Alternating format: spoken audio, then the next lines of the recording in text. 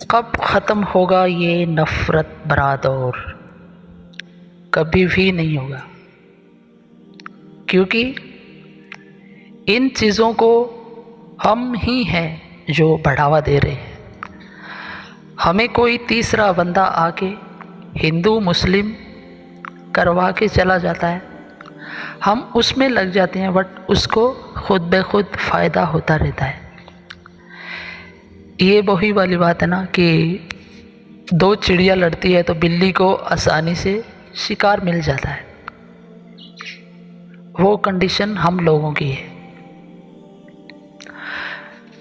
تو یہ کسی کے بھی ریلیجنس میں نہیں سکھایا گیا کہ دھرم کے نام پہ تم خون خرابہ یا ذہاتی یا کسی بھی طور طریقے کی زبردستی کی جائے۔ رہی بات اسلام کی، اسلام میں یہ کہیں پہ بھی لکھا ہوا نہیں ہے کہ تم کسی پہ زبردستی کر سکتے ہو۔ نہیں، آپ کو یہ لگ رہا ہوگا کہ میں مسلم ہوں تو مسلم کی سائڈ لے رہا ہوں، نہیں، آپ مجھے اور یا بڑے سے بڑا جو اسلامک جو اسکالر ہے یا مولانا ہے سب کو چھوڑو، بٹ آپ ایک بار جا کے قرآن پاک کو پڑھو، اس میں کیا لکھا ہے۔ اسلام ایک ایسا دھرم ہے جس میں محبت اور پیار سکھاتا ہے، ایک دوسرے کے لیے مددگار کی صلاح دیتا ہے۔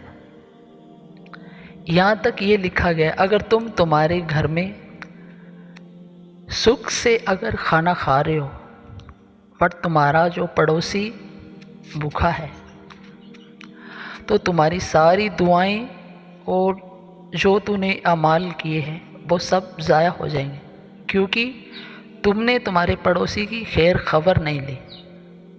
اسلام میں یہ سکھایا گیا ہے، بٹ جو قرآن کے جو اگینسٹ جو جاتا ہے وہ مسلم ہے ہی نہیں، اس نے صحیح طریقے سے اسلام کو پڑھا نہیں ہے،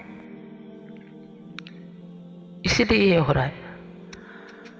بٹ ہم سب کو ایک ہونا پڑے گا، ایک میں ہی فائدہ ہے۔